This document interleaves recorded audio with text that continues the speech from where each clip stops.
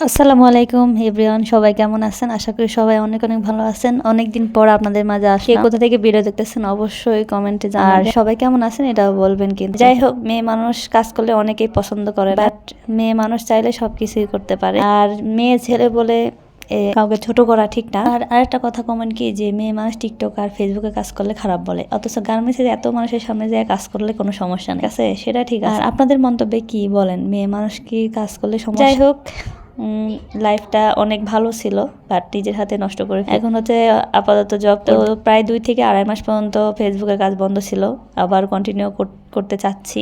সবাই একটু সাপোর্ট করবে। ভিডিওটা কেমন লেগেছে অবশ্যই বলবেন। কাজ করতেছিলাম, ভাবলাম যে একটা ভিডিও করি, আপনাদের সাথে কিছু কথা শেয়ার করি বা গল্প করি একটু, এই আর কি।